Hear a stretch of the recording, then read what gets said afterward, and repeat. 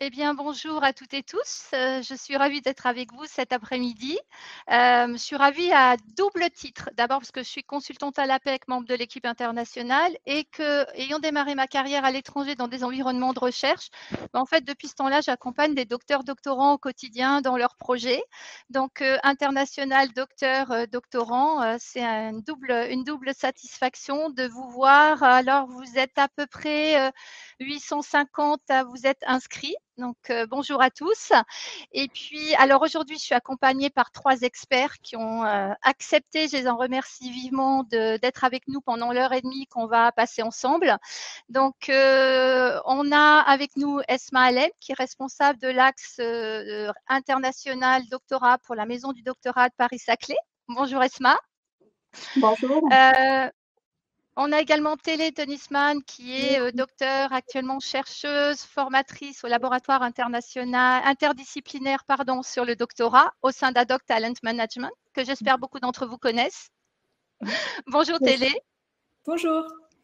Et puis, il y a également avec nous donc Ludovic Roumégou, qui est conseiller mobilité internationale à France Travail et je crois basé en Nouvelle-Aquitaine. C'est bien ça. Bonjour Ludovic. Bonjour. Alors, pour vous dire, alors je ne vais pas vous inonder de chiffres, pour vous donner 2-3 chiffres. Moi, quand j'ai démarré ma carrière à l'étranger dans un labo de recherche, je me suis dit, les docteurs et l'international, c'est évident. Et puis aujourd'hui, qu'est-ce qu'il en est? Aujourd'hui, la dimension internationale, c'est une réalité. On a 38% de doctorants étrangers qui sont en formation en France et on a à peu près 3 ans après le doctorat, 2 docteurs français sur 10 qui sont en poste à l'étranger. Et je crois que j'ai vu passer aussi ces informations dans Le Monde dans la semaine. Et puis, en fait, on peut partir pour une durée plus ou moins longue à l'international. Il y a aussi, au sein de l'Union européenne, 27% des chercheurs universitaires qui ont effectué un séjour d'au moins 3 mois à l'étranger durant les 10 dernières années. Donc, on peut être chercheur invité, faire une thèse, etc. On va échanger sur tout ça aujourd'hui.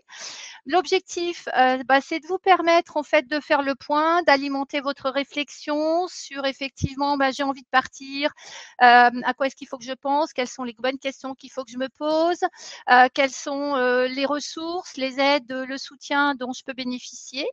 Et puis également, on va échanger ensemble sur la valorisation de cette expérience et Dieu sait qu'il y a énormément de possibilités de valoriser cette expérience à l'international. Donc voilà pour les sujets sur lesquels, dont on va discuter aujourd'hui. Ludovic, c'est toi qui démarre avec justement poser le cadre et se dire j'ai envie de partir, j'envisage de. Comment est-ce que l'on prépare une mobilité internationale?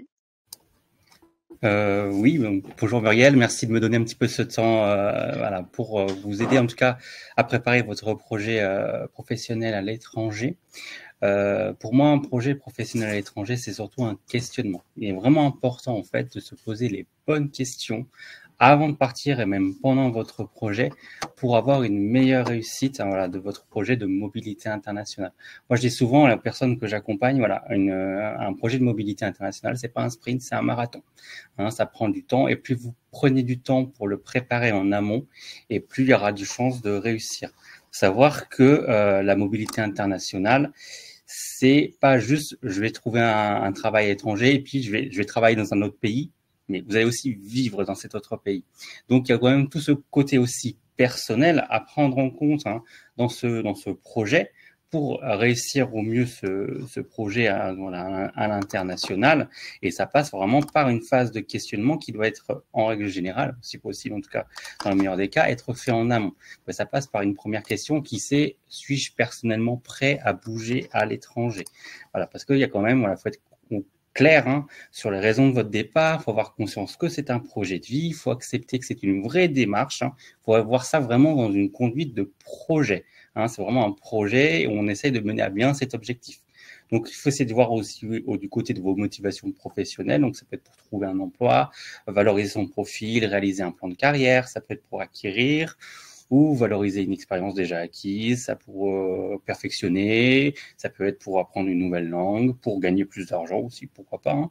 Toutes les motivations sont bonnes. Avoir plus de responsabilités, plus d'autonomie. Donc voilà, ça c'est des motivations professionnelles. Ça peut être aussi des motivations personnel, parce que voilà, vous voulez découvrir une autre culture, vous voulez un autre mode de vie, améliorer votre qualité de vie, vous avez une attirance pour un autre pays, pour une autre culture, pour des raisons familiales, pour relever un défi personnel, ou voilà, ou parce que la France, ça y est, vous en avez marre, ça vous plaît plus. Donc voilà, il y a plein de motivations et il faut voir un petit peu, voilà, faire le pour et le contre et bien peser, voilà, toutes ces attentes, ces motivations qui vous permettent effectivement de bien, en tout cas, mettre au clair sur votre motivation pour partir à l'étranger. Une autre bonne question à se poser, c'est est-ce que je suis conscient des conséquences pratiques d'une mobilité à l'étranger? En gros, quel impact mon projet va avoir sur ma vie professionnelle, sur ma vie personnelle, hein, par exemple, tout simplement, vous allez quitter un univers connu, vous allez quitter une partie de votre famille, vous allez peut-être quitter des amis, vous allez quitter les codes qu'on a l'habitude d'avoir en France, la culture française. Il y a tout ce qui est côté aussi démarches administratives, les démarches personnelles qui peuvent prendre un temps, qui peuvent avoir un coût même financier. Faut prendre en compte que vous arrivez dans un nouveau pays, donc il y a cette notion d'interculturalité, un temps d'adaptation dans ce nouveau pays. Voilà, c'est bien pour ça en tout cas dans l'idéal, nous ce qu'on conseille, c'est vraiment que vous connaissez bien le pays dans lequel vous souhaitez partir, si possible d'avoir fait des voyages, avoir déjà vécu, parce que voilà, c'est vraiment important parce que vous allez y vivre. C'est pas juste vous allez prendre l'avion et puis pour aller dans un labo pour travailler et puis après revenir en France pour la famille et les amis. C'est vraiment vous êtes expatrié, donc il y a tout ce côté personnel et votre vie que vous amenez avec vous. Donc c'est vraiment important que vous vous rendez compte que vous allez dans une autre culture, il va y avoir un temps d'adaptation, c'est peut-être pas aussi la bonne langue, etc., etc. Et il y a aussi ce côté retour. Qu'est-ce qui se passe au retour? Quelle incidence ça va avoir sur ma retraite? Quelle incidence ça va avoir sur ma sécu? Quelle incidence ça va avoir sur mes cotisations chômage? Des choses comme ça qu'on pense peut-être pas forcément quand on prépare le départ, mais il y a aussi le retour à préparer. Et aussi le retour au niveau du choc culturel. Si on est habitué, par exemple, à la culture japonaise, comme moi j'ai bien connu, et qu'on retourne en France, il y a un petit sacré choc, voilà, entre les habitudes qu'on a pris un petit peu au Japon et le retour en France, où voilà, la culture est différente, les personnes sont différentes. Donc effectivement, il y a tout ce côté aussi retour à peut-être un petit peu préparer, si possible, en amont. Ludovic, oui. Je t'interromps, mais si je comprends bien, ça veut dire qu'on est dans une logique d'anticipation. C'est bien ça. Il faut en tout cas, plus vous anticipez, et plus vous avez de chances de réussir. Donc, ça peut être anticiper le départ, mais anticiper le retour. Plus c'est préparé, moins vous serez surpris, etc. Ça demande un long parcours de recherche, voilà, de parcours de recherche d'informations, de tests, si possible aller dans le pays avant, etc., etc. Donc, c'est vraiment très important. Troisième grande question à se poser, ai-je un projet professionnel pertinent, tout simplement? Est-ce que mon profil que j'ai, et c'est quelque chose qui est recherché à l'étranger, voilà, qu'est-ce que je veux faire? Est-ce que je veux travailler à l'étranger? Est-ce que je suis mon conjoint? Est-ce que c'est pour retrouver un travail en France après être parti à l'étranger? Donc voilà, est-ce que les professions que je vis, ce sont des professions qui sont réglementées, c'est-à-dire qu'il faut avoir un certain diplôme pour pouvoir exercer? Donc, est-ce qu'au niveau des équivalences de diplôme, est-ce que j'ai une équivalence de diplôme à demander, etc., etc. Est-ce que mon profil professionnel est quelque chose qui est recherché dans ce pays? Quelles sont les conditions d'accès à ce marché du travail? Est-ce que j'ai besoin d'un visa? Quel type de visa? Quelles sont les démarches à faire pour obtenir ce visa, etc., etc. Donc, il y a pas mal, voilà, de recherches à faire. Est-ce que voilà, mon projet professionnel est-il exportable? Puis-je le faire à l'étranger? Est-ce que mes compétences sont recherchées? Est-ce que mon parcours est recherché? Et ça peut parfois être votre connaissance du français qui peut être recherchée en plus de vos compétences professionnelles. Donc voilà, il y a des choses aussi à bien regarder en fonction de ce qu'un employeur ou ce qu'une université ou voilà, tout autre organisme recherche tout simplement.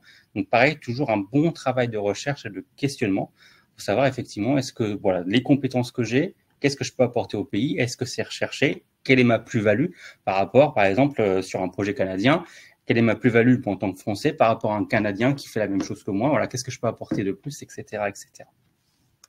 Et enfin, la dernière grosse question, suis-je au courant des techniques de recherche d'emploi adaptées? Voilà, ça, c'est par exemple, on ne recherche pas un emploi au Canada comme on recherche un emploi au Japon, comme on recherche en Centrafrique, etc., etc. Donc, pareil, toujours un travail de recherche sur voilà, comment on cherche un emploi dans ce pays-là, comment le CV est attendu, parce que voilà, un CV anglo-saxon, c'est pas comme un CV franco-français, hein. Un CV anglo-saxon, vous pouvez aller sur plusieurs pages, etc., etc. Par exemple, un CV canadien, il faut absolument pas mettre de photos. C'est illégal carrément. Voilà votre CV. Si vous mettez une photo sur un CV canadien, l'employeur canadien n'est pas censé l'accepter, par exemple. Alors qu'au Japon, il faut absolument avoir une photo, avec une photo de torse. Même pas une photo de la tête, une photo de torse. Donc, il y a des petites subtilités. Quand on ne fait pas la recherche, on peut être un peu surpris et parfois, voilà, on peut perdre des opportunités qu'on aurait pu avoir si on était bien renseigné sur comment on fait de la recherche d'emploi dans ce pays. Voilà, quels sont les sites utilisés par les employeurs, voilà, comment se passe le contrat local, c'est-à-dire aussi quand vous êtes à l'étranger, vous êtes plus sous la loi du travail française, vous êtes sous la loi du travail du pays pour lequel vous travaillez, en tout cas dans un terme de ce qu'on appelle un contrat local, hein. Donc, bien se renseigner sur la loi du travail local, comment ça se passe, comment une fin de contrat ça se passe au Japon, voilà, quelles sont les conditions, etc., etc., le salaire minimum, par exemple. Voilà, plein de petites choses qu'il faut bien se renseigner en amont pour pas avoir de mauvaises surprises quand on arrive. Et enfin, voilà, tout ce qui est CV, lettre de motivation, posture à avoir en entretien, tout ça, effectivement, ça change de pays en pays selon la culture.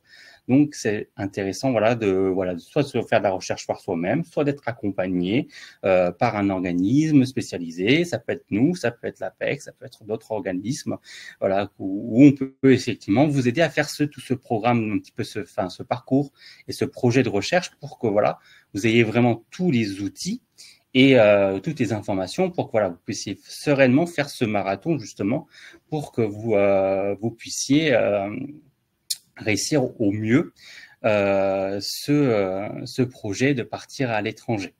Donc voilà, un gros questionnement à se faire. Ouais. Et moi, je conseille le SWOT. Je ne sais pas si vous connaissez. C'est force, faiblesse, opportunité et contrainte. C'est vraiment une façon de faire on va dire une façon de faire en mode projet pour bien voir si l'international c'est fait pour vous ou pas, par exemple.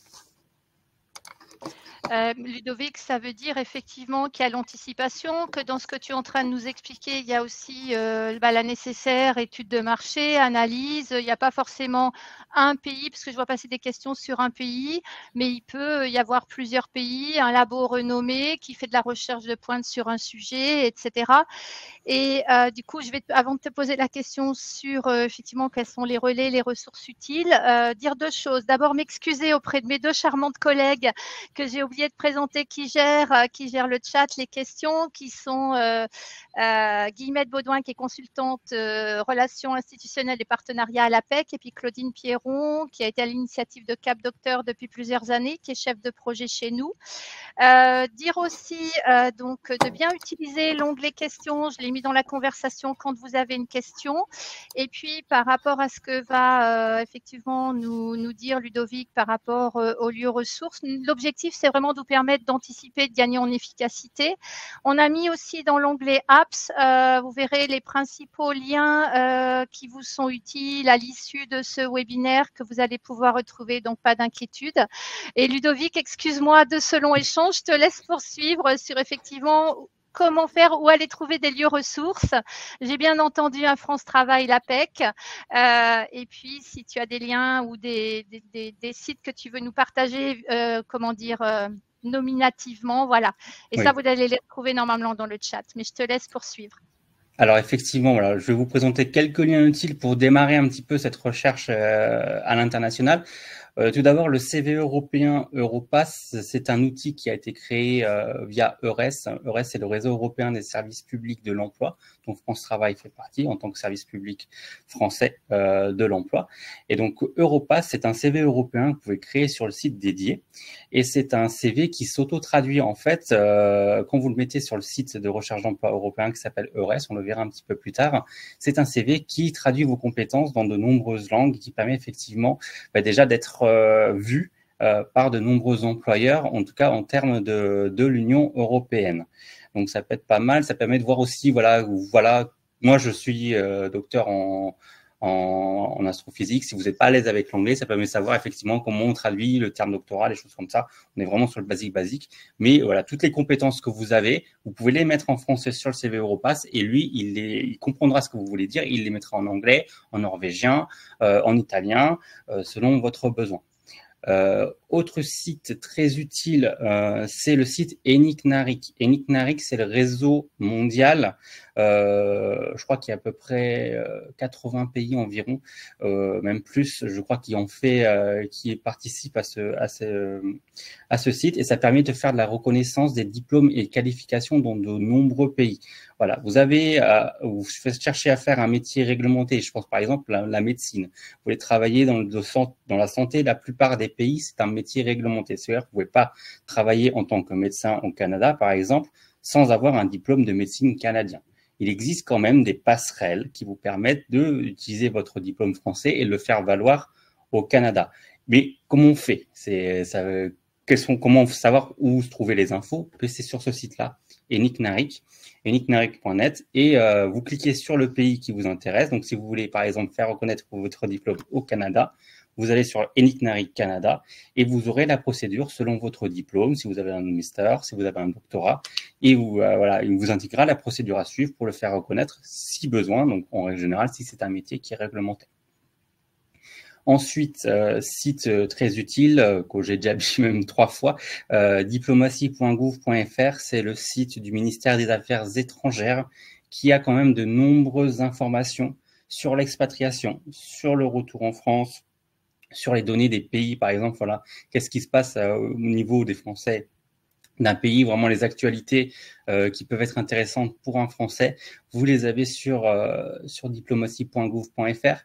Vous avez ce qu'on appelle, moi j'appelle ça la checklist de l'expatriation. C'est un document PDF en fait avec tout ce qu'il faut faire avant de partir au niveau des administrations françaises, qui prévenir, quoi faire. Voilà, donc ça peut éviter des mauvaises surprises. Je pense par exemple aux impôts. Pour éviter la double imposition, c'est-à-dire voilà, être prélevé et dans votre pays de destination et en France, pour éviter cette mauvaise surprise, ben voilà, faut bien penser par exemple à déclarer votre départ au service des impôts. Donc voilà, c'est une petite chose à ne pas oublier. Donc vous avez vraiment une checklist qui vous fait le tour de ce qu'il faut penser. Vous n'aurez peut-être pas tout à faire tout, mais au moins ça vous permet de bien regarder tout ce qu'il y a à faire. Autre site très utile, si vous êtes en recherche d'emploi en Europe, c'est vraiment un très beau site. EURES, c'est quoi? C'est le réseau européen des services publics de l'emploi. C'est vraiment la Bible pour la recherche d'emploi en Europe. Vous avez tout d'abord les offres d'emploi. Toutes les offres d'emploi d'Europe qui passent par les services publics européens de l'emploi sont sur ce site-là. Nous, France Travail, on reçoit une offre d'emploi de boucher à Nice, même si elle est normalement que pour les Français, l'employeur, lui, il pensait même pas, elle est aussi sur le EURES, c'est-à-dire que toutes les personnes européennes peuvent voir cette offre. Et elle s'auto-traduit dans la langue de la personne, c'est-à-dire que la personne peut la voir en italien, par exemple, cette offre. Mais c'est pareil pour vous. Si vous voulez regarder des offres d'emploi au niveau de l'Europe, vous avez accès à toutes les offres d'emploi qui sont sur les services publics de chaque pays de l'Union européenne et de l'espace économique européen, c'est-à-dire que ça rajoute l'Islande, ça rajoute la Norvège et ça rajoute surtout la Suisse, où vous avez quand même un gros labo à Genève. Ensuite, au niveau de RES, vous avez les fiches pays, où vous avez beaucoup d'informations sur le fonctionnement d'un pays au niveau du travail. La loi du travail, par exemple en Italie, le salaire minimum, comment ça fonctionne, comment on fait de la recherche d'emploi, les sites de la recherche d'emploi, vraiment vraiment énormément d'informations et tout en français. Donc ça peut être très pratique. Voilà, si vous faites de la recherche d'emploi plutôt sur l'Union européenne et sur les pays d'Europe, ça peut être très très utile. Troisième point utile sur ce site, parce que voilà, il y en a pas mal. Vous avez la possibilité de contacter des conseillers EURES. Les conseillers EURES, c'est quoi? C'est des conseillers en mobilité internationale. Donc ça peut être nous, par exemple, en France, les conseillers EURES, c'est des conseillers de France Travail, c'est des conseillers de l'APEC et c'est des conseillers de Cap Emploi, qui est le réseau pour les personnes en situation de handicap, qui ont été formés sur cette notion de mobilité internationale. Et ben, vous en avez aussi dans d'autres pays. pareil, des conseillers en mobilité internationale italiens, espagnols, irlandais. Si voilà, vous allez être intéressé par une offre d'emploi, par exemple en Irlande, vous voulez être sûr que votre CV, que votre lettre de motivation, il est bien adapté à ce pays, et vous pouvez leur envoyer un email ou leur téléphoner, prendre contact avec eux pour avoir un avis local sur votre candidature pour être voilà pour être certain qu'elle soit optimisée. Oui, Oui. Ludovic, excuse-moi, il y a plusieurs questions effectivement sur ce que tu es en train d'aborder, CV, lettre de motivation. Donc, dire aussi qu'il y a EURES et puis que dans les conseils, les ateliers individuels, autant à France Travail qu'à l'APEC, pas d'inquiétude. Oui. On a des webinaires qui durent 1h30 où on peut travailler aussi en individuel sur adapter vos CV, vos lettres de motivation, parce qu'il faut qu'ils soient adaptés à chaque pays et à chaque situation. Je te laisse poursuivre. Il n'y a pas de souci. Donc effectivement, ouais, ils peuvent vous aider là-dessus. Hein. Ensuite, un site très utile aussi, c'est le CLES, c'est le Centre de liaison européen international de sécurité sociale. C'est un site du gouvernement français qui vous permet d'avoir des informations sur comment se passe la protection sociale dans un autre pays. Est-ce qu'il y a des échanges avec la France ou non? Au niveau de la sécu, au niveau de la retraite aussi. Voilà, au niveau de tout ce qui est frais de santé, voilà, qu'est-ce qui est pris en charge, est-ce que j'ai besoin d'une assurance privée ou pas. Ça permet au niveau de la négociation de vos contrats, et effectivement, est-ce que vous avez besoin d'une protection supplémentaire ou pas, est-ce que je vais pouvoir faire valoir ce que j'ai travaillé à l'étranger pour une retraite française ou pas. Donc ça permet d'avoir les infos à ce niveau-là, ce qui est quand même assez important, voilà, dans le cadre justement de cette anticipation pour votre projet à l'international. Ensuite, vous avez effectivement France Travail, francetravail.fr. Nous avons une page sur la mobilité internationale avec déjà de nombreux services que vous pouvez trouver directement en ligne sur notre Emploi Store, mais vous avez aussi l'accompagnement international de France Travail qui s'appelle Active International, où vous avez une prestation qui dure 3 mois avec un rendez-vous avec les conseillers en mobilité internationale de France Travail, donc moi. Vous avez un rendez-vous tous les mois en individuel pour parler de votre projet international, pour travailler votre CV, pour travailler votre lettre de motivation, pour travailler voilà, les sites de recherche, vous adapter à un pays en particulier. Et entre ces rendez-vous, vous avez la possibilité effectivement de participer à des webinaires et des webconférences, soit sur une destination, soit sur de la méthodologie, sur l'interculturalité, ou pour un secteur d'activité. Par exemple, nous, on a un webinaire qui est très bien fait sur le secteur de tout ce qui est ONG. Si vous voulez travailler dans une ONG, on a un webinaire là-dessus pour savoir comment adapter son CV justement pour candidater à une ONG. Donc, on a un accompagnement spécifique. Vous en avez d'autres effectivement avec l'APEC. Vous avez aussi, donc du coup, un site très utile que vous connaissez peut-être, c'est Euraccess. Euraccess, c'est un site aussi qui est piloté par l'Union européenne sur les offres d'emploi spécifiques dans le secteur de la recherche. Pour les docteurs et doctorants, vous pouvez trier les offres soit par secteur scientifique, vous pouvez trier les offres aussi s'il y a financement ou pas financement. C'est piloté par l'Union européenne, mais vous avez des offres vraiment de tout pays. Donc, vous en avez du Canada, vous en avez des États-Unis, vous avez vraiment, voilà, c'est vraiment un site de recherche d'emploi spécialisé pour tout ce qui est docteur, doctorant. Vous pouvez trier par postdoc, prédoc, etc. Vous avez des offres pour les doctorants. Donc, c'est vraiment un site, en tout cas, de référence si vous êtes en recherche d'emploi dans ce secteur-là. Donc, si vous ne connaissez pas, je vous invite très fortement à le visiter. Ensuite, donc les données pays, je le dis avec diplomatie.gouv. Ce que je n'ai pas mis sur cette slide, vous avez aussi l'association Bernard Grégory qui propose des offres d'emploi pour les docteurs, doctorants pour l'international. Et vous avez aussi un cabinet de conseil spécialisé si vous voulez être accompagné aussi par un cabinet privé, si vous préférez, qui s'appelle ADOC, qui permettent effectivement aussi d'être accompagnés sur une recherche d'emploi à l'international. Il en existe d'autres, mais je pense que j'ai déjà dépassé un petit peu au niveau de temps. Merci Ludovic, mais tu sais, moi, ce que j'apprécie, je dis toujours que quand on travaille avec les docteurs, c'est des passionnés par leur métier. Il n'y a pas que les docteurs qui sont passionnés par leur métier. Merci de tout ça. On va retrouver de toute façon voilà, tous les liens. J'ai vu que Guillemette en a mis pas mal dans le chat. Vous allez pouvoir les télécharger, les retrouver. C'est super. Et tu termines par Adoc Talent Management, donc c'est impeccable. On va faire le lien justement avec Télé. Et avec Télé, quand on a préparé cette conférence, on a évoqué évoqué ensemble, effectivement, comme vient de le dire Ludovic, de l'importance d'anticiper, de réfléchir en amont, etc. Quel est de votre point de vue, quelle est l'importance de planifier, de préparer sa carrière quand on est docteur ou doctorant? Quels conseils souhaiteriez-vous partager avec nous? Oui, merci et bonjour à tous et à toutes. Et merci de m'avoir invité à ce webinaire. Je suis ravie d'être ici pour discuter d'un sujet qui me tient au cœur, en tant que chercheuse, mais aussi en tant qu'étrangère moi-même. Donc, oui, donc pour répondre à vos questions, il est déjà important de souligner que notre position à l'Ad-Hoc Talent Management est très claire sur ce sujet. Une expérience internationale bien pensée et bien construite représente une réelle valeur ajoutée à long terme pour un projet professionnel.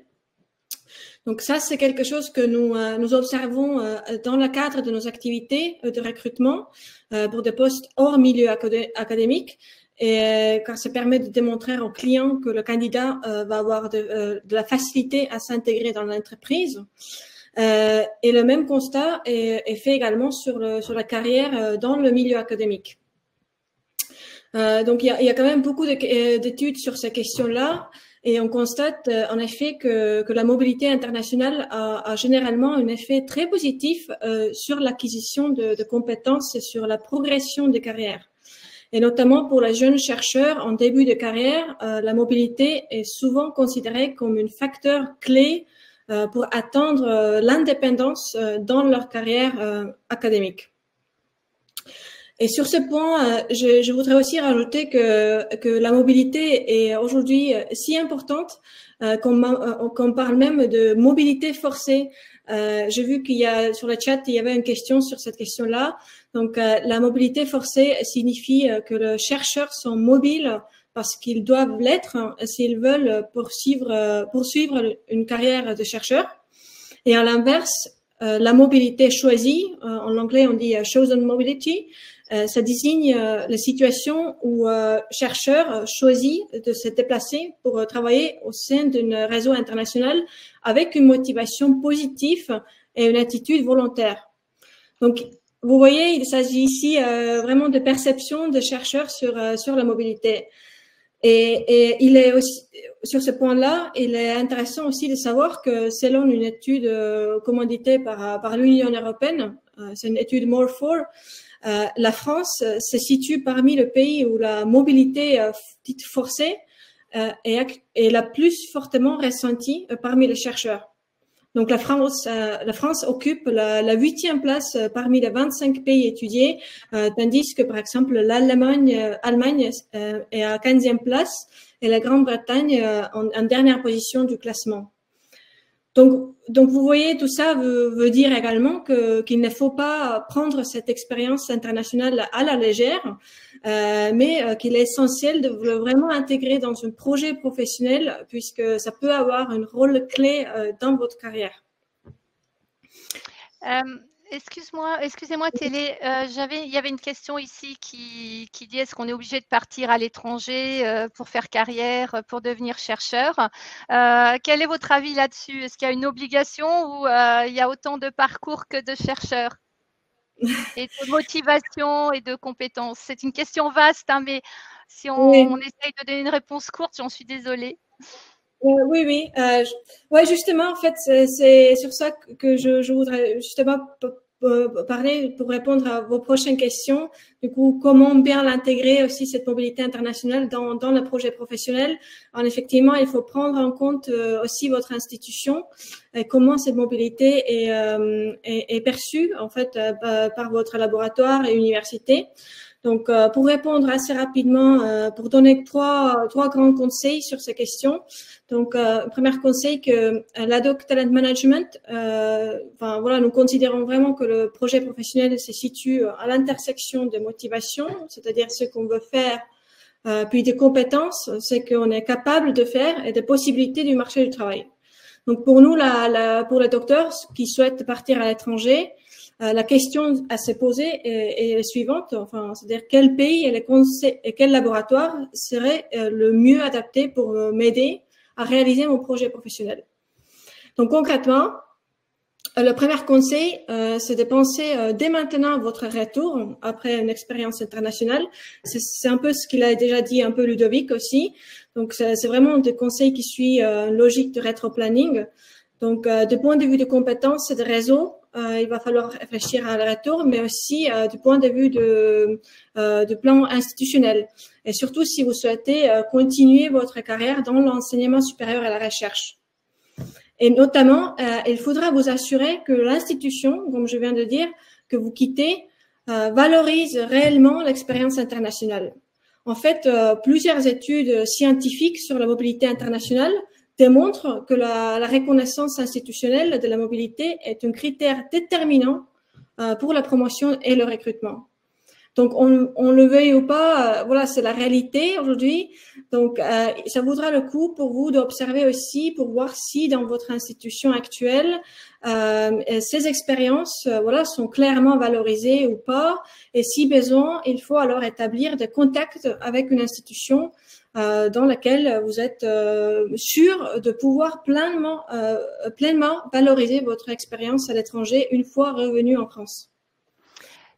Ça veut dire, si je comprends bien, que, alors nous, on donne des conseils assez identiques. On parle souvent de continuum dans le parcours professionnel, d'être vraiment axé, alors pas forcément sur un pays par rapport à ce que tu dis, sauf si on a un coup de cœur pour un pays, mais vraiment d'aller regarder le labo, où se situent les besoins, quelles sont les équipes qui font un travail qui va permettre, on reviendra après sur les compétences, parce que je vais aussi donner la parole à Esma sur ce sujet, de voir effectivement quelles sont les équipes qui vont me permettre de poursuivre dans mon domaine de recherche pour justement être dans ce continuum et poursuivre. C'est une étape, mais qui se construit et qui s'agglomère avec les suivantes, c'est ça ? Exactement, c'est ça le conseil qu'on donne. Donc une fois que ce travail est fait pour comprendre déjà comment ça peut servir par la suite cette mobilité, en effet, il va falloir penser aux critères qui sont importants pour vous dans la sélection de laboratoires, comme vous venez de dire, et les universités pour la mobilité. Donc voilà, donc une première critère, ça pourrait être par exemple l'intérêt scientifique. Voilà, bon, le monde des institutions et des organisations de recherche est très riche, mais aussi très divisé en fonction des disciplines, des méthodes et autres choses. Donc ceux qui sont dans leurs dernières années de thèse connaissent probablement déjà des institutions qui pourraient être intéressantes dans votre domaine de recherche. Et au-delà de l'intérêt de recherche, on pourrait aussi prendre en compte d'autres critères comme voilà prestige des universités par exemple. Il existe sur ce point différentes classifications disponibles comme Times Higher Education World University Rankings ou encore le Shanghai Rankings par exemple. Et d'ailleurs, on voit bien que voilà les universités les plus prestigieuses voilà se trouvent souvent aux États-Unis et au Royaume-Uni. Mais on peut aussi tenir en compte des salaires des chercheurs. Par exemple, le salaire le plus élevé en Europe se trouve généralement en Suisse, en Autriche, en Angleterre. Mais n'oubliez pas non plus de prendre en compte le coût de la vie sur place. Et puis, enfin, on peut aussi penser à d'autres critères qui ont été déjà évoqués par Ludovic et qui sont plus aussi de nature personnelle, un lieu géographique qui vous plaît particulièrement, ou encore voilà la disponibilité de bourses. Donc voilà, ce qui est vraiment important, c'est de créer une liste de critères qui vous correspondent et qui sont pertinents dans le cadre de votre projet professionnel. Donc voilà. Donc et je veux finir avec le troisième conseil, c'est de passer à l'action assez rapidement, car on le veuille ou pas, les opportunités ne se présentent pas, elles se créent. Donc il faut contacter les entités avec lesquelles vous souhaitez travailler quand même assez tôt. Donc voilà. Donc c'est tout pour moi. Je pense que ça c'est l'essentiel à dire lorsqu'on parle de logique d'anticipation et de construction de son projet professionnel dans le milieu académique. Et effectivement, ce sur quoi tu viens de terminer aussi, Télé, je trouve que c'est très intéressant, c'est la notion aussi du réseau, de maintenir le réseau. Et puis, donc, on vous a mis aussi dans la liste des sites de réseau de chercheurs pour justement pouvoir maintenir ce lien, rester en contact, et du moins rentrer en contact avant de partir, rester en contact, revenir, etc. Vous allez trouver tous les liens utiles. Merci Télé, on reviendra vers toi tout à l'heure pour c'est le teasing pour les compétences. Et je voulais demander à Esma, alors Esma, au niveau, vous qui êtes donc au niveau de l'axe international doctorat de la maison du doctorat de Paris-Saclay, par rapport à l'importance de planifier sa carrière, d'anticiper, et puis peut-être aussi une question plus spécifique vous concernant à propos des aides, des soutiens, parce que j'ai vu qu'il y avait des questions aussi sur les co-tutelles dans les questions posées, mais est-ce que vous partagez ce qui a été dit? Est-ce que vous voulez rajouter quelque chose déjà sur l'importance de planifier, de préparer? Merci. Avant toute chose, je tiens à dire que je rejoins donc mes collègues qui se sont intervenus juste avant moi. L'anticipation est vraiment la chose à faire avant de construire même son projet pour partir à l'international. Mais pour vous donner plus de détails sur cette importance de planification, il faudrait quand même distinguer, à mon avis, deux publics. Si on parle de doctorants, et aussi surtout les doctorants qui ont déjà eu une expérience à l'international. Donc, sachez que c'est possible déjà en étant en cours de doctorat, notamment soit en faisant un séjour à l'international en tant que chercheur invité, c'est possible. Il suffit d'avoir une lettre d'acceptation d'invitation de la part du labo qui se trouve à l'international. Ensuite, si on veut mieux cadrer cette mobilité de doctorants, on pourrait aller vers ce qu'on appelle une codirection internationale, là où le doctorant sera supervisé par 2 directeurs de thèse, mais sera inscrit uniquement à son établissement d'origine et il sera diplômé uniquement par cet établissement. Si on veut aller encore plus loin dans l'internationalisation pour les doctorants, on a le dispositif donc de la co-tutelle internationale de doctorat qui implique donc d'être encadré par 2 directeurs de thèse, chaque directeur de thèse donc rattaché à l'un des établissements partenaires. On s'inscrit aussi au sein des 2 établissements et le doctorant sera diplômé des 2 établissements. Pourquoi j'encourage moi les doctorants plutôt vers la co-tutelle? Parce que c'est le maximum de séjours de mobilité qu'on pourrait avoir au sein d'un dispositif qui est de 12 mois minimum dans chaque établissement, mais aussi on a cette codiplomation ou double diplomation en doctorat. Donc, ça permet d'acquérir plusieurs compétences en recherche, mais aussi des soft skills, aussi de pouvoir aussi développer la capacité à s'adapter dans un milieu différent de recherche, mais aussi un modèle de société. Donc, si on parle plutôt de ce public, il faudrait bien sûr anticiper les démarches. Pour la co-tutelle, il faudrait être au plus tard en première année de thèse. Sinon, ça pourrait être anticipé vraiment avant cela. Il faudrait qu'il y ait un financement, de la part de l'université française ou de l'université partenaire, ou faire un demi-financement par la France et un demi-financement par l'étranger. Ensuite, si on veut parler de l'autre public, il y a un public qui est déjà docteur et qui se prépare pour devenir chercheur et se prépare aussi à la recherche d'autres emplois. Il faudrait savoir aussi que le statut du doctorant est assez parfois complexe à comprendre. On a des doctorants qui sont boursiers, qui sont plutôt des étudiants, donc doctorants boursiers, mais on a aussi ceux qui sont des doctorants salariés, donc ils sont sous contrat doctoral, donc ils sont aussi présentés comme des salariés, donc ils sont déjà insérés. C'est pour ça que pour eux, en général, on parle de poursuite de carrière. En tout cas, pour ce public surtout, il faudrait se dire que il faudrait voir avec l'établissement qui a diplômé, soit en cours du doctorat, de suivre des formations pour donc être apte à bien chercher de l'emploi et bien s'insérer dans le milieu qu'on veut. De deux, il faudrait aussi ne pas hésiter à être accompagné par les différents services de l'université, mais aussi par l'APEC, France Travail, etc. Ensuite, ma collègue, la collègue qui vient d'intervenir, elle a dit quelque chose qui est très très importante, c'est aussi de créer vos opportunités. J'ai envie de dire, c'est pas de les trouver, mais c'est de les créer. Donc, il faudrait rester ouvert aussi aux propositions et de les créer. Une enquête est faite par l'Université Paris-Saclay pour recueillir en fait les réponses des docteurs qui ont été, par exemple, diplômés entre 2018 et 2019.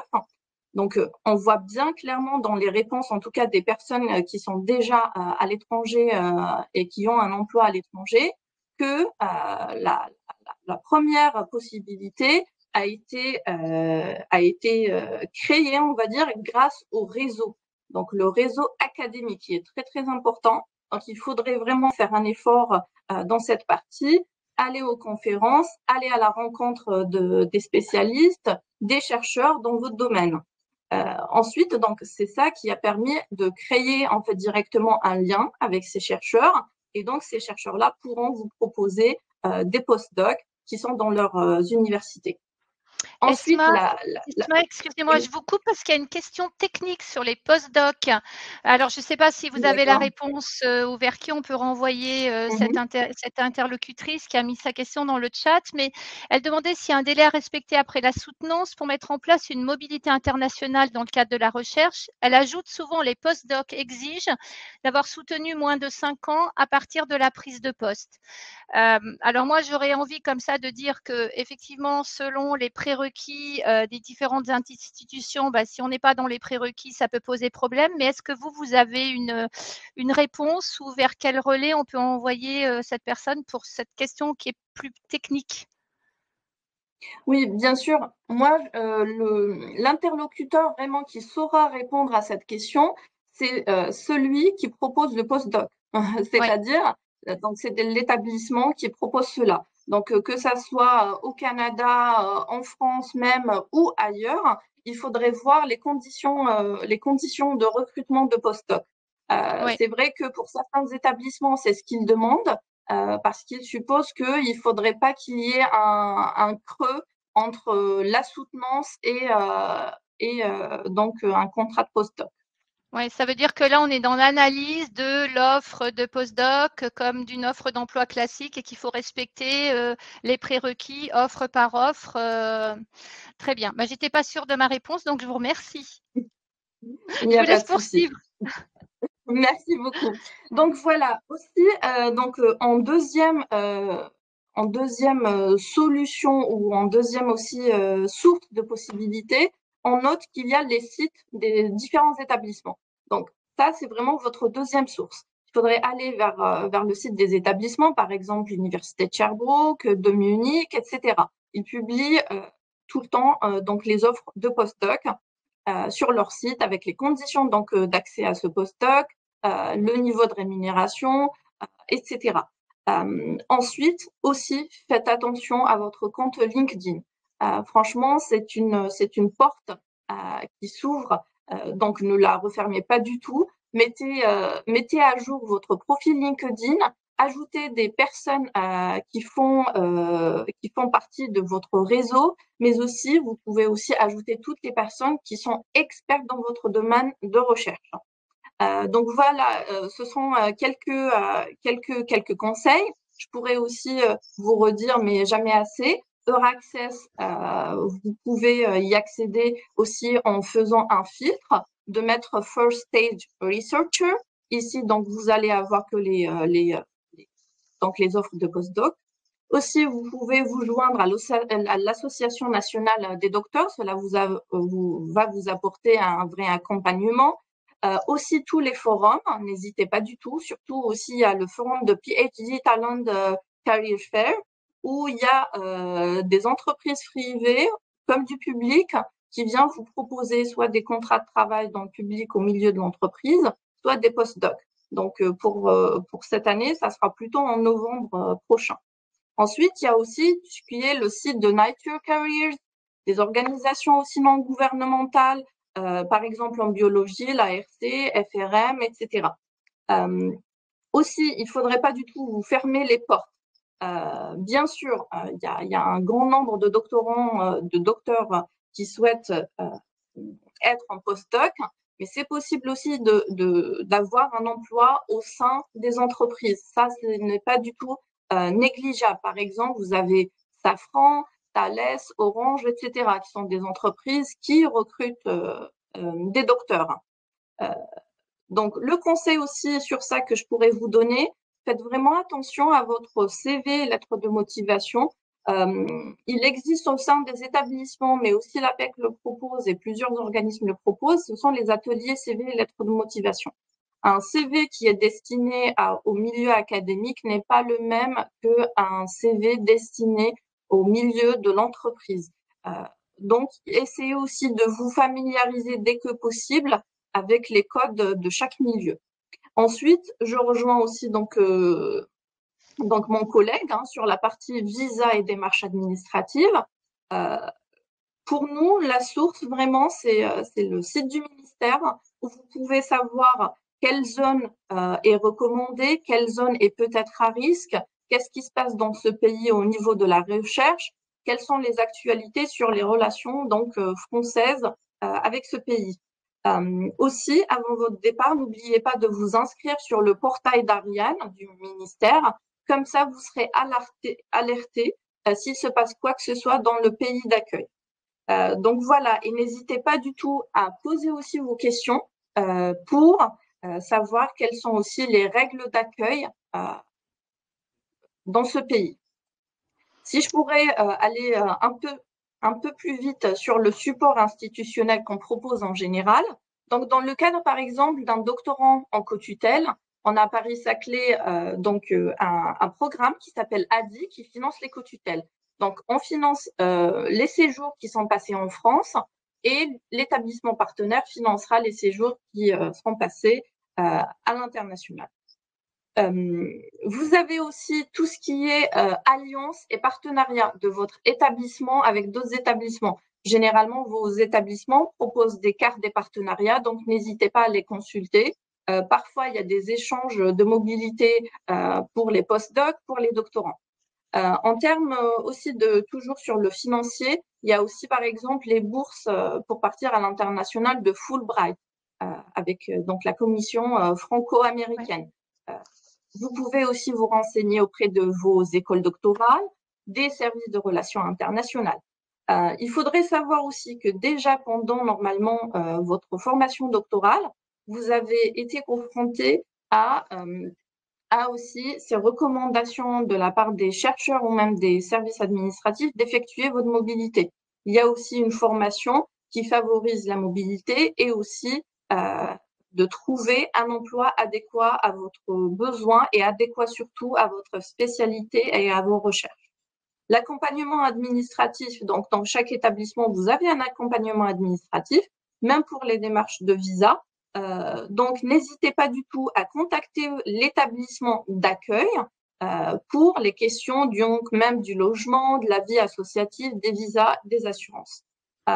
Donc voilà, il faudrait aussi s'appuyer sur aussi cette carte de partenariat, notamment pour savoir quels sont les laboratoires internationaux associés, quelles sont les unités mixtes internationales de recherche. À Paris-Saclay, on a par exemple l'Alliance UGLO, donc pour la santé globale, qui regroupe beaucoup d'universités européennes. Mais il y a aussi l'ERU, donc la Ligue européenne des universités de recherche, qui font des actions aussi pour favoriser la mise en place des postdocs entre les différents établissements. Oui. Donc voilà, n'hésitez pas du tout de poser vos questions et de demander des liens utiles à nous tous. Merci Esma. Je voulais aussi revenir sur ce qui vient d'être dit. Effectivement, allez aussi regarder dans les universités qui sont peut-être, si vous êtes en province, hein, les sites sont très bien documentés, des universités sur les co-tutelles, sur les programmes de financement, etc. Et puis moi, je voulais rajouter quelque chose. Il y a aussi, on l'a pas abordé, mais vous avez sur le site diplomatie.gouv.fr aussi des possibilités sur des programmes jeunes experts ou autres pour travailler dans les organisations intergouvernementales internationales. Donc, n'hésitez pas à aller voir. Il peut y avoir là aussi des sujets très intéressants pour poursuivre quand on est dans dans quelque chose qui est moins ce qu'on appelle les sciences dures. Donc, on vous a mis aussi, je pense que voilà, Guillemette va certainement mettre dans le chat le lien vers les emplois, stages, concours, travailler dans les organisations internationales. Et vous allez le retrouver sur le site de Diplomatie. Vous allez retrouver des choses aussi sur Euraccess, mais il y a beaucoup de matière. Et puis, je rajouterai, pendant qu'on est en train de parler de ça, et ça va me permettre de faire le lien aussi avec, je vois beaucoup de questions d'attente sur la question des compétences. Donc, il y a aussi le lien vers, je vous ai parlé, donc on a mis deux liens vers des cabinets de recrutement, donc Adoc Talent Management et RD2. Et puis, je vois que Claudine a mis aussi le lien avec PhD Talent. Et puis, il y en a d'autres qui sont dans les documents qu'on vous a transmis. Donc, et puis pensez bien à nous demander, à nous solliciter. Ce qui va être important, c'est que vous pensiez à utiliser, vous voyez, vous pouvez aller vers l'université, la maison du doctorat, vers des structures, vers France Travail, vers ce que vous propose, les programmes de formation que vous propose votre université, vers l'APEC. Utilisez-nous de manière complémentaire parce que ça va être important aussi pour gagner en efficacité. C'est hyper important. On essaye, nous, avec France Travail, d'être vraiment sur une offre qui est complémentaire, mais essayez vous aussi de bien avoir ça à l'esprit parce que c'est super important. Et puis, on va peut-être aborder maintenant la question attendue des compétences, parce qu'effectivement, alors on entend de plus en plus parler de soft skills. Il y a des questions sur les soft skills, mais je vais déjà vous poser la question télé de, voilà, une expérience à l'international. Comment est-ce qu'on la valorise? Quelles sont les compétences que ça peut nous permettre d'acquérir? Vous avez commencé à en parler tout à l'heure, mais on peut peut-être approfondir. Oui, il y a en effet plusieurs manières de valoriser les expériences obtenues à l'international. Donc, moi, je crée une liste de compétences. Donc, j'essaie de faire une résumé. Bon, tout d'abord, il est évident qu'à partir d'une mobilité internationale peut permettre de développer de compétences dites techniques. Donc, par exemple, voilà, dans le laboratoire avancé, on trouve souvent du matériel spécialisé comme des microscopes ultra précis ou des supercalculateurs. Donc, travailler avec ces équipements et à monter en expertise dans son domaine et à développer de nouvelles compétences professionnelles. Et de plus, chaque laboratoire a ses propres méthodes de travail. Donc, cette capacité à assimiler de nouvelles méthodes de travail nous rend plus polyvalentes et compétentes. Et ça, c'est très important dans un monde professionnel et académique en constante évolution. Et c'est pareil, ça va aussi pour les SHS. Par exemple, moi-même, je suis issue de la discipline des sciences politiques et grâce à mon expérience académique en France, ainsi que dans un pays nordique et plutôt anglo-saxon comme Estonie, voilà, moi j'estime que je suis en mesure de mieux faire le lien entre les différents cadres théoriques développés en France et aux États-Unis, par exemple. Et ça, c'est un véritable atout pour mes recherches. Donc, il y a tout l'ensemble de compétences techniques qu'on peut tout à fait développer à l'étranger. Ensuite, lorsqu'on parle international, on peut développer un large éventail de compétences dites soft skills, on en a parlé, ou autrement dit, de compétences comportementales. Donc ça, c'est des compétences comme l'adaptabilité, mais aussi la gestion du temps et des ressources, l'autonomie et la prise d'initiative. En fait, quand on parle international, on va devoir souvent s'adapter et prendre des décisions de manière indépendante, tout simplement parce que qui peut être difficile de compter sur une aide immédiate. Et toutes ces compétences comportementales jouent alors aussi un rôle crucial dans le renforcement de l'autonomie professionnelle. Donc, c'est des capacités essentielles pour établir une carrière académique solide. Et ensuite, il y a aussi de compétences dites interculturelles. On a pu parler tout à l'heure. Donc, ici, on peut notamment parler de intelligence culturelle. D'ailleurs, selon OCDE, la compétence interculturelle, c'est l'une des compétences essentielles du XXIe siècle pour s'épanouir dans différents contextes professionnels.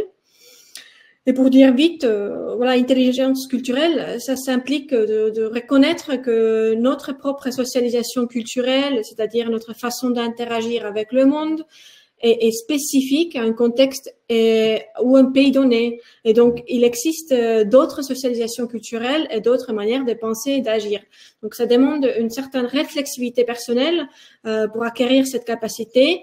Et une fois acquérie, ça nous permet de comprendre et d'agir de manière appropriée dans une large éventail de cultures qui est très valorisée aujourd'hui dans le monde académique, mais aussi dans le monde hors académique. Télé, ça m'amène à une question qu'on s'était posée également et qui est dans le chat sur la question des compétences linguistiques et du niveau d'anglais nécessaire, utile à avoir pour partir. Est-ce que, voilà, je sais que tu as des conseils utiles et intéressants là-dessus. Oui, merci. Oui, donc oui, tout à fait. En lien avec ces compétences interculturelles, on peut également évoquer justement des compétences linguistiques. Donc sur ce point, oui, l'anglais est clairement devenu la lingua franca académique. La plupart des articles scientifiques sont aujourd'hui rédigés en anglais. Hein. Et partir à l'international permet donc de bien pratiquer ces langues, y compris l'anglais.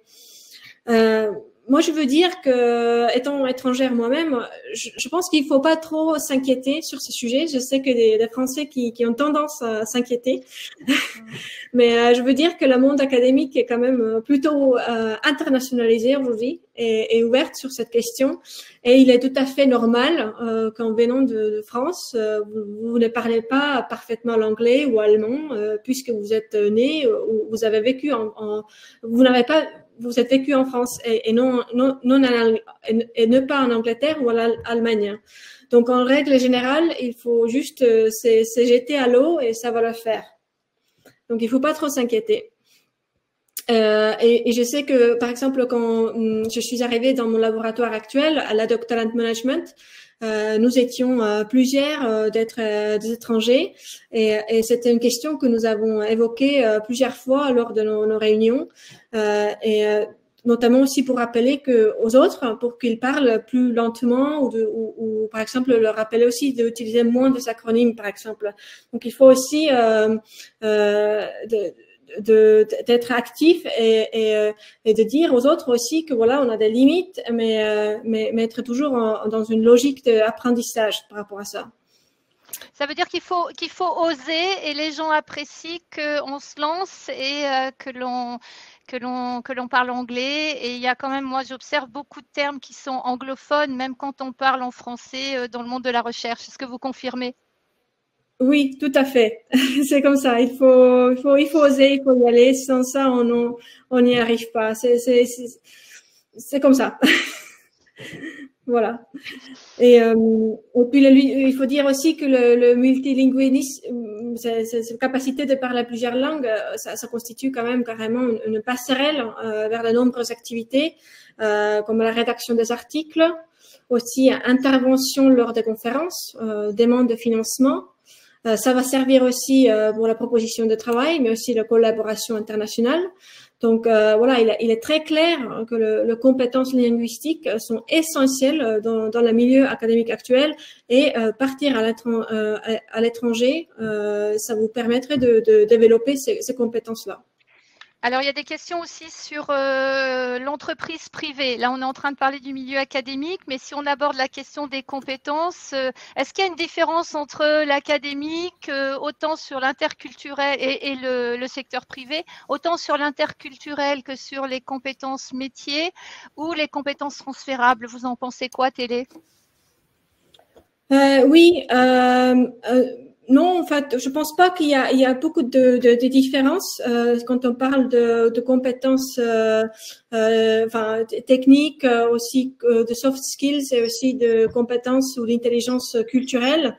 D'ailleurs, nous-mêmes, nous avons eu des exemples où une expérience à l'international a été un ajout positif dans le rapport qu'on envoie au client en envoyant le candidat vers la cliente. Donc, en fait, nos recruteurs, ils prennent ça aussi en compte quand ils regardent le CV.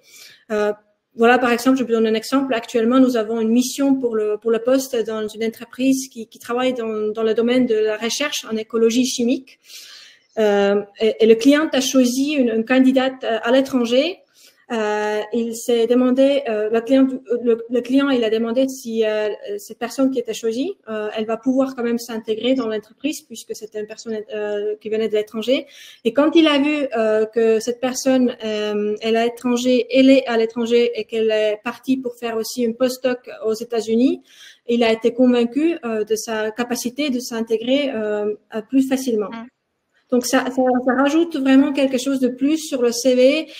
Donc, cette expérience internationale, ça permet de montrer que la candidate a une capacité de s'intégrer, qu'elle a une certaine curiosité de découvrir notre pays, une culture, et ça montre qu'elle n'a pas peur de l'inconnu et qu'elle est indépendante. Et tout ça, c'est très bien pour le recruteur. Donc ça va nous convaincre, étant que recruteur, moi je suis pas personnellement recruteur, mais notre cabinet oui, et le recruteur, et ça va convaincre aussi le client. Donc, ça veut dire que, question compétences, on est sur les mêmes compétences dans le public ou dans le privé. Et pour intéresser le monde du privé, on revient sur ce que vous avez dit tout à l'heure, c'est connaître les codes de l'entreprise privée, utiliser le vocabulaire qui peut être adéquat, montrer sa motivation et puis faire une étude de marché pour voir où sont les entreprises qui ont besoin de quelqu'un comme nous. Oui, tout à fait. C'est juste pour rassurer quelqu'un qui avait une question dans le chat. C'est pour ça que je la pose comme ça. Il y a une question sur l'entreprise privée. Oui, j'ai vu cette question, mais c'est vrai qu'il faudra demander ça à un recruteur. Mais il y a quand même une chose à rendre compte, c'est beaucoup de recrutement aujourd'hui dans le monde du doctorat, ça se fait passe par le cabinet de recrutement. Oui. Donc, en parallèle de regarder aussi quelles sont des différentes entreprises où vous voudrez travailler ou des startups, etc. Ça vaut le coup aussi de regarder sur le site des différents cabinets de recrutement, que ce soit des cabinets de recrutement en France, comme la Doctalent Management par exemple, ou à l'étranger, puisque nous aussi, on recrute parfois, on a des contacts et on peut aider la personne de l'envoyer à l'étranger. Merci. Est-ce qu'il y a autre chose que vous vouliez ajouter, Télé, sur le sujet? Peut-être que l'aspect networking. Donc, je pense que c'est quand même important que c'est l'ensemble de ces compétences qu'on vient de lister. Il faut quand même dire qu'ils vont également vous servir une fois que vous serez en retour en France. Mais il y a quand même une clé, un point important qu'il faut garder en tête, c'est que pour qu'il vous serve bien, il y a aussi l'aspect du networking, c'est-à-dire le développement des relations et des réseaux professionnels. Et la mobilité internationale offre l'opportunité de créer des contacts et de cultiver des relations précieuses à l'échelle internationale. Donc, il est essentiel de ne pas oublier de prendre soin de ces réseaux une fois de retour aussi en France. Et à la Doctalent Management, nous proposons des formations entièrement dédiées à cette question d'ailleurs. Et le conseil que nous donnons sont les suivantes. Il y a deux conseils. Gardez une liste de personnes que vous avez rencontrées. Aujourd'hui, on a des outils que le ResearchGate, Academia ou encore LinkedIn qui permettent de le faire facilement. Et la deuxième conseil, prenez aussi soin de votre réseau. Donc, connectez-vous régulièrement avec les personnes qui en font partie, non seulement pour donner de vos nouvelles à vous, mais aussi pour vous intéresser à eux et à ceux qui font eux, en fait. Donc voilà, donc pour conclure dessus, la mobilité internationale offre de nombreuses opportunités pour renforcer la carrière. Et il est donc crucial de saisir ces occasions et de maintenir le contact établi même après le retour au pays. Et merci. Et on ne sait pas dire combien de temps on va mettre pour aboutir. Ça peut aller très vite comme prendre un petit peu plus de temps parce qu'il y a une question sur combien de temps il faut anticiper avant d'eux. Personnellement, quand j'observe, je vois pas de règles, mais ce que nous, on observe, c'est que justement, quand les doctorants utilisent leur réseau, c'est ce qui leur permet de rebondir le plus rapidement possible entre deux opportunités. Donc, on ne pourra pas vous donner un nombre de mois avec certitude, mais voyez, à travers ces conseils, c'est vraiment d'anticiper, de mobiliser votre réseau, de rester en contact. C'est ce qui va faire que vous allez gagner en efficacité. Et puis, merci Télé. Je voulais demander aussi à Esma, votre vision Esma par rapport justement aux compétences qui sont de votre point de vue des compétences que l'on valorise, qui sont valorisées à travers des expériences à l'international. Et puis aussi, vous demandez votre… tout à l'heure, vous parliez de mobilité interne, de retour. Si vous avez, vous, la vision de, effectivement, pour une institution, quel est l'intérêt pour l'institution d'avoir des chercheurs qui partent, qui reviennent là, je pense au développement de leurs compétences, etc. Mais je suis sûre que vous allez pouvoir répondre plus précisément que moi. Merci. Donc, pour revenir rapidement sur la partie relative aux compétences, les docteurs ont vraiment pu développer beaucoup de compétences pendant la réalisation de leur thèse. Il ne faudrait jamais se sous-estimer. Donc, le premier conseil, c'est d'avoir confiance en soi, de pouvoir aussi traduire ce qu'on a fait pendant la thèse en vraies compétences, savoir-être, savoir-faire. Parmi les compétences que nous pouvons observer, c'est aussi la capacité à concevoir et mener en fait des expériences complexes à l'international, aussi pouvoir maîtriser d'autres techniques de laboratoire spécifiques à un domaine, aussi rédiger et présenter des posters scientifiques. Parfois, la méthode n'est pas pareille qu'en France, donc c'est quelque chose que ces docteurs ont su développer. On su aussi développer l'utilisation des outils de gestion de projet et de logiciels spécifiques. Parfois, on pourrait dire qu'en France, pour un tel logiciel, on ne l'a pas encore ou peut-être on a un autre. Mais donc à l'international, il y a cette possibilité d'utiliser d'autres outils. Après, en ce qui concerne tout ce qui est soft skills, qui sont très, très importants, ce type de compétences en tout cas, donc, la capacité surtout à savoir communiquer efficacement dans un environnement multiculturel, la capacité aussi de s'adapter à ce nouveau milieu, aussi à travailler d'une manière efficace avec des collègues du monde entier et être aussi sensible aux normes sociales et culturelles dans ce pays. Je vous donnerai juste un exemple. Il y a la compétition de ma thèse en 180 secondes, dans laquelle les doctorants vulgarisent la science. C'est un très, très bon exercice d'ailleurs. C'est là aussi où on acquiert de vraies compétences. C'est aussi cherché. Il y a aussi ma thèse en 180 secondes en version anglaise aussi qui va avoir lieu dans 5 jours, je pense, à l'Université Paris-Saclay. Donc, il faudrait aussi profiter de certains événements comme ça. Soit vous êtes en tant que doctorant, vous allez tenter cette expérience, ou plutôt même en tant que docteur, vous allez y participer. Parce que aussi, c'est un événement qui va regrouper plusieurs scientifiques. Donc, je rejoins aussi ma collègue sur ça, c'est prendre soin du réseau et de rester en contact donc avec les personnes de votre entourage académique ou même dans le milieu de l'entreprise. Après, en ce qui concerne quel est l'apport pour l'institution, ou plutôt aussi qu'est-ce que le docteur gagne de cette expérience professionnelle, Donc, ce que je pourrais voir comme avantage pour le docteur, c'est plutôt qu'il arrive à enrichir son tissu scientifique français. Il va apporter son expertise qu'il a eue en France, il va donc l'exporter à l'étranger.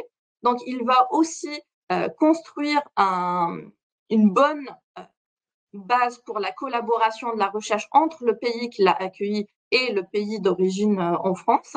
Mais aussi, il va apprendre de nouvelles méthodes de recherche, il va découvrir de nouveaux domaines d'expertise et donc il va élargir la perspective académique.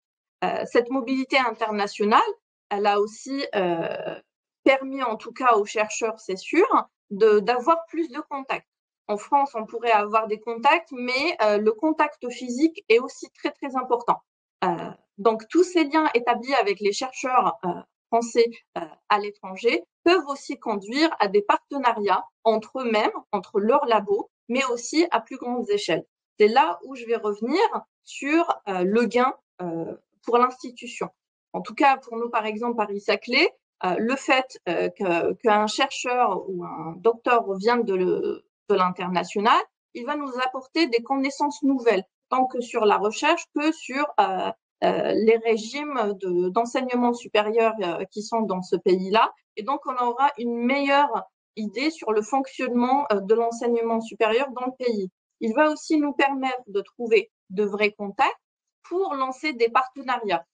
Ce chercheur ou docteur pourrait aussi être porteur d'un projet, par exemple d'un accord cadre de co-tutelle entre deux établissements parce qu'il a déjà travaillé avec un chercheur et qu'il y a eu une fluidité dans les échanges. Nous, ça nous permet donc d'élargir les connaissances qu'on a déjà au sein de nos labos, aussi de multiplier et de développer les partenariats. Donc voilà, et sur ça, il faudrait aussi ne pas hésiter à faire des partages d'expériences. Il faudrait aussi qu'on réussisse à, aussi nous, en tant qu'établissement, de les intégrer plus souvent dans les colloques, de les inciter à partager leur expérience. Ça, c'est très demandé. Comme ça, les autres aussi doctorants vont aussi apprendre de ces docteurs ou de ces jeunes chercheurs. Donc voilà, et je sais que en général, ce qui est un peu freinant ou bloquant, que ça soit pour le doctorat ou pour les postdocs, ce sont les financements. Il ne doit pas y avoir un point bloquant. Si le projet est bien construit et que vous êtes bien accompagné aussi par votre directeur de thèse ou par aussi votre entourage académique, vous allez réussir à débloquer des fonds et à trouver ces fonds. Campus France, il a tout un catalogue dans lequel il propose les financements. Vous avez aussi Erasmus+, vous avez aussi des entreprises, que ça soit pour les doctorants dans le cadre d'une CIFRE ou d'une administration dans le cadre d'une COFRA. Donc, ne vous bloquez pas et allez-y. C'est tout ce que je pourrais vous dire. Dans le cadre de ce que vous êtes en train d'évoquer, Esma, est-ce que vous avez une idée? Alors, j'ai dit tout à l'heure qu'on n'a pas forcément une idée de la durée, de l'anticipe, de combien de temps on va mettre à trouver, mais par rapport à des recherches de financement, des choses comme ça, est-ce qu'on a une idée de combien de temps à l'avance il faut s'y prendre? Est-ce qu'il y a des indicateurs? Alors, en termes si la personne est en première année de doctorat, par exemple, on parle juste de l'internationalisation du doctorat et non pas d'un postdoc ou d'un emploi à l'étranger, je pense que 1 an, c'est un délai quand même raisonnable. Le fait d'essayer de trouver est-ce qu'il y a un directeur de thèse intéressé pour ce projet en co-tutelle, etc. Trouver un directeur de thèse à l'étranger, parfois ça pourrait prendre du temps si c'est pas le même fonctionnement qu'ici en France. Aussi, trouver des financements. Donc, je pense 1 an, c'est bien pour la co-tutelle. Ou un tout petit peu moins, mais je pense qu'il faudrait pas du tout être moins que 6 à 8 mois. Voilà, comme ça aussi la personne ne va pas stresser, ne va pas échouer dans la construction de son projet. Ah oui, et c'est la même chose pour Allez-y, finissez, excusez-moi. Oui. Allez-y, je vous laisse Et poursuivre. ensuite, merci. Pour les post-docs, ça dépend du projet. C'est-à-dire, généralement, les doctorants sont très stressés par leur soutenance. Ils veulent un peu finir la soutenance pour réfléchir à l'après. Donc, moi, je dis, si c'est possible, c'est peut-être dès que ils voient que leur thèse se rédige bien, ça avance bien, que c'est en bonne route et que l'autorisation de soutenance serait presque sûrement validée. Je pense ici, il faudrait commencer à chercher. Et même si ils trouvent un moyen d'aller pour un congrès pendant 2 jours en Europe ou ailleurs, qu'ils saisissent cette opportunité parce que ça va leur ouvrir des portes. Juste pour revenir sur la langue anglaise dans le milieu de la recherche, c'est très important. La recherche se fait en général en anglais, donc c'est sûr que l'anglais sera à parfaire aussi. Mais dans le milieu de l'entreprise et à l'étranger, il y a peut-être besoin de pratiquer une autre langue. Donc, n'hésitez pas aussi de prendre des cours ou même de se faire accompagner par les différents services pour pouvoir un peu maîtriser la langue du pays d'accueil. Et sachez que, par exemple, à Saclay, on a ce qu'on appelle the Writing Center, donc à Paris-Saclay. Donc, ils donnent des conseils pour rédiger le CV en anglais par pays, la lettre de motivation, comment bien écrire les publications en anglais et les mettre en valeur. Donc ça aussi, c'est primordial pour que vous puissiez être prêt pour cette mobilité, que ça soit en entreprise, pour un postdoc, voilà. Super, merci. Merci infiniment Esma. Je vois l'heure qui tourne, c'est 15h15. Peut-être vous demander à tous les trois, en conclusion, quelle serait alors votre conclusion, le dernier conseil que vous auriez envie de donner ou voilà ce que vous auriez envie que nos participants retiennent en synthèse de ce webinaire. Ludovic, est-ce que je peux te passer la parole en premier? Oui, alors le dernier conseil, je vais quand même me répéter, mais prenez le temps. Voilà, prenez le temps de bien réfléchir et de bien préparer votre mobilité et adaptez-la au pays visé parce que c'est vraiment peut être très différent et notamment voilà dans le privé quand on sort vraiment du milieu académique. Il faut vraiment s'adapter au pays que l'on vise. On cherche pas un emploi en Asie comme on cherche aux États-Unis. Donc voilà, prenez bien le temps de préparer, de vous renseigner et n'hésitez pas à vous faire accompagner. C'est très important. Voilà, si vous n'avez pas l'habitude ou c'est la première fois que vous envisagez un projet international, ça peut être un petit peu comment dire, impressionnant au début avec les démarches administratives, la recherche, etc. On sait peut-être pas tout. N'hésitez pas à vous faire accompagner pour qu'on puisse effectivement vous aider à préparer ce projet qui est un projet de vie et qui pour moi est très très très enrichissant personnellement plus que professionnellement aussi. Et on peut devenir addict, il me semble, à l'international, qu'on soit docteur ou pas. Merci Ludovic. Télé pour Merci. vous. Merci. Oui, donc mes conseils pour résumer, première chose, déjà anticiper votre retour pour mieux valoriser vos compétences et réseaux. Deuxième conseil, sélectionnez soigneusement les critères importants pour votre mobilité internationale. Troisième conseil, agissez rapidement en contactant les entités visées. Et quatrième conseil, faites attention à vos réseaux et prenez soin de vos réseaux. Et j'en profite aussi pour répondre à une question que j'ai vue qui revient assez régulièrement dans le chat, enfin dans la question, par rapport comment trouver des entreprises à l'international qui recrutent. Donc je veux juste dire, j'ai déjà répondu à une personne que selon mes connaissances, aujourd'hui il n'y a pas forcément de répertoire international répertoriant les entreprises qui recrutent des doctorants à l'international. Donc vous pouvez passer par le cabinet de recrutement, mais aussi utiliser par exemple LinkedIn et contacter des personnes qui travaillent dans le secteur et le pays de votre intérêt pour demander une sorte d'entretien d'études de métier. Et pendant cet entretien-là, vous pouvez poser des questions sur les différentes entreprises qui recrutent des docteurs dans ce secteur et dans ce pays visé. Donc, n'hésitez pas non plus à contacter directement les personnes qui occupent déjà des postes que vous visez dans l'avenir. Merci, c'est tout pour moi. Merci Télé. Esma, pour vous?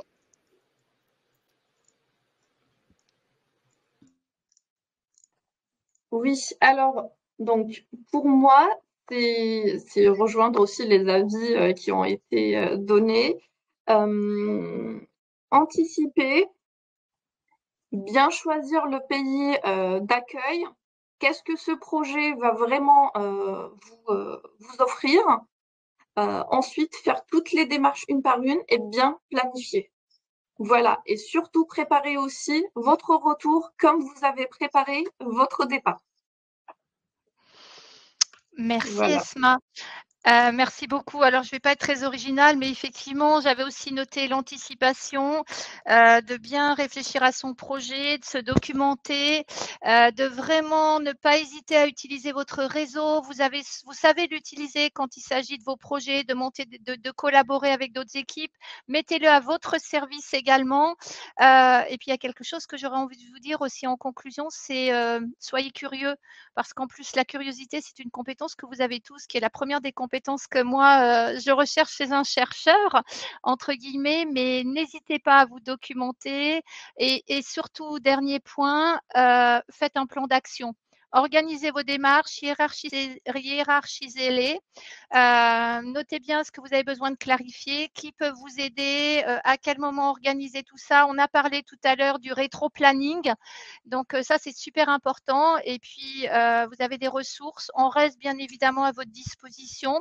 Ça me fait penser que, en ce qui concerne l'international, il y avait une question. Alors, je n'ai pas regardé si vous avez mis le lien dans le chat avec effectivement Cap Docteur. Il y a d'autres encore ateliers demain.